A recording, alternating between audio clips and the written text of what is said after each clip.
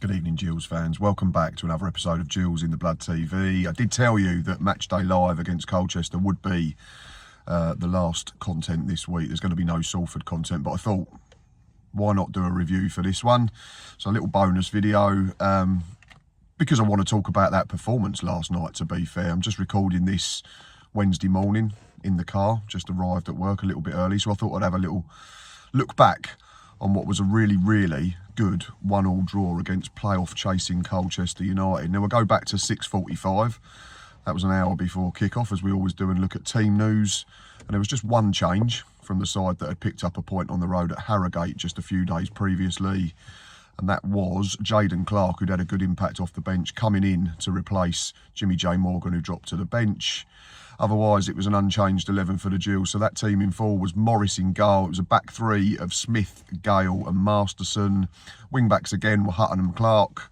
Centre midfield again was the captain, Robbie McKenzie, with Williams. And then, as I already mentioned, Clark was supporting a front two of Nevitt and Bode. Yeah, I thought first half we started really bright. We say this a lot of times about Gills, that we seem to get on the front foot. But the issue that we've had for too long is that we do it, and then if we don't score, we stop. And we just become backwards and square. But we didn't do that throughout the entire game. But let's concentrate on the first 45 minutes first. I thought we were bright, we were incisive, we were getting the ball into good areas. We're not going to become a free scoring team overnight, we know that. So what you've got to do is maximise your opportunities and get as many balls into dangerous areas as possible. I felt we did that. The execution wasn't always great, but the ideas were certainly good. We were trying to get in behind, we were trying to stretch them. We were trying to play round them, and I thought Jayden Clark was very promising in the first few minutes of the game. He was picking up good pockets of space, and that was probably due to the fact that we had him and Johnny Williams in the side, two attack-minded midfielders. It's a risk, it might leave us more open defensively, but it meant that we were more front-footed, and I thought the fact that people were maybe concentrating on Johnny Williams, it allowed Jayden to have a little bit more space in the opening period of the game. A couple of decent chances, weren't there, in that first half? One for Joe Bode, ball in from the right. Can't remember if it was a corner or a goal kick, but from where we were, it was difficult to see, but he didn't seem to do too much wrong, Joe. And the other chance was a Robbie McKenzie volley from the edge of the box that Matt Macy had to be really alert to make a really good save. In terms of Colchester as an attacking threat, there wasn't loads. There was a decent battle down our right-hand side. Oddly, Jack Tucker and Andy Smith had switched sides for this game. I'm not sure why. But yeah, Tucker was having a decent battle with, Gale was having a decent battle with Edwards, their left winger. And a couple of times, yeah, Sam had come out on top, which was good to see, and he was trying to be brave and play out from the back. But unfortunately, the goal comes because he tries to shepherd the ball out and gets it slightly wrong. I know there were shouts from the Rainham end and the ground when Jack Payne scored the opening goal, but I was recording at the time, and for me, the ball doesn't go out, so it's a perfectly good goal. I think the referee got that one right, unfortunately. Bit of a learning curve for young Sam, who was decent enough again. Probably weren't as good as he has been in recent weeks. But yeah, like I say, young kid, he's come into the side and he's been brilliant. So not too much more to say than, like I say, big learning curve and something he'll move on from and improve on, I'm sure, as the games go on this season and into next. But what I liked about our performance was we didn't just stop. We didn't then go into our shell. We carried on pushing. We carried on trying to create chances. There were free kicks and corners and long throws into their box. Jayden Clark had a snapshot from the edge of the area, didn't he, that went over, but I don't mind that. He's willing to take it on. How many times have we moaned throughout the last few years and said people aren't willing to take a chance from the edge of the box? I've got no issue with that. And it was really disappointing to go in at the break 1-0 down. Not because the referee had done anything wrong in terms of the goal, but because of the fact that we were dominant. I think we had over 60% of the ball. We had more shots. I think it was 7 corners. Yeah, it just felt like a really dominant performance. And obviously the issue we've had is we've never been able to do it for more than 45 minutes or, you know, just little spells in games for far too long. So the question mark at half time was can we go on and continue that performance in the second half? And emphatically we did. There's plenty of chances created in that second period, wasn't there, even before the equaliser. Elliot Nevitt trying to create himself a couple of bits, one that was beaten away by Matt Macy. Would have taken his head off if he hadn't got his hands up in time. Again, we were getting the ball wide. There was deliveries into the box. One really early on, actually, that I remember was Johnny Williams from the right-hand side, dropped back onto his left foot.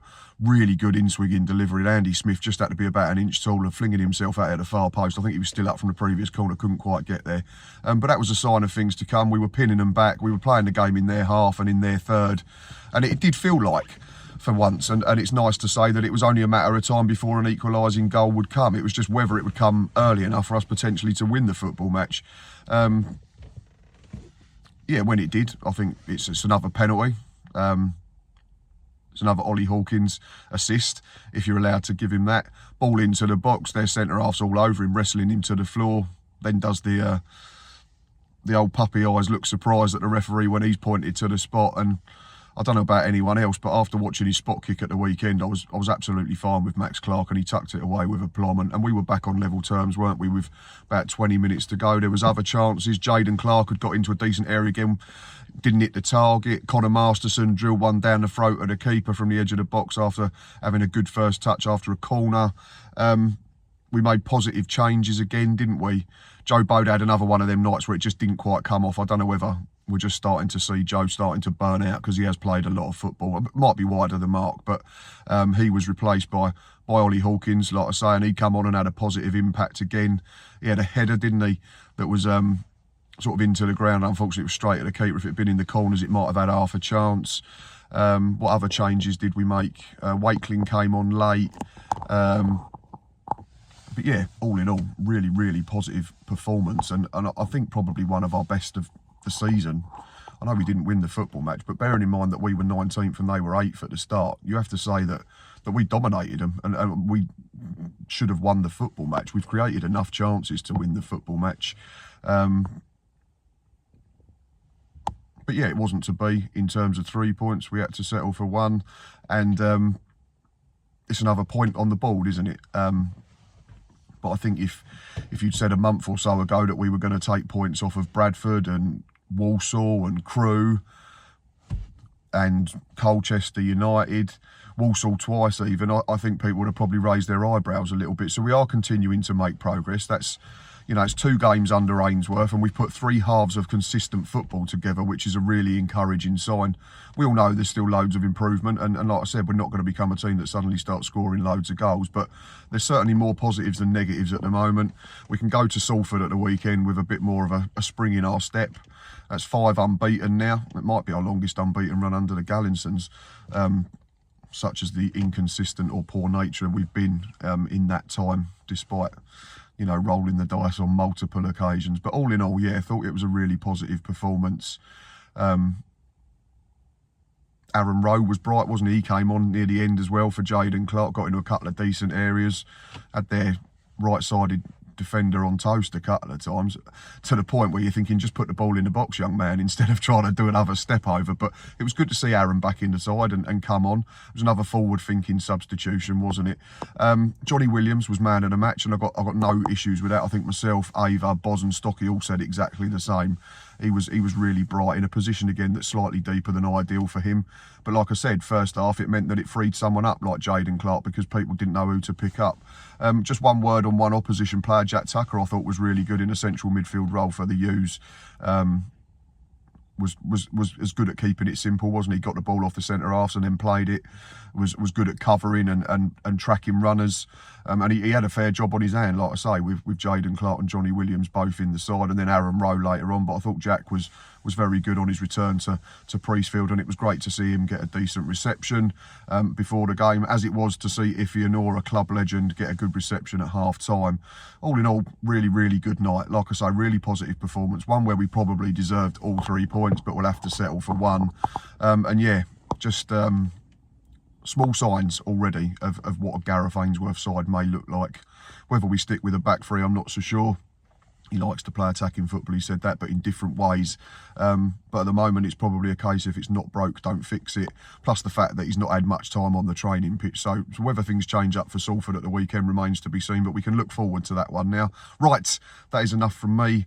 As always, thanks for watching. Thanks for listening. Please continue to hit the like button. Please consider hitting subscribe. I am not going anywhere. Apologies again for the April Fool's joke on Tuesday. If that gave anyone the wrong impression, I am not going anywhere. And thanks for all the kind messages.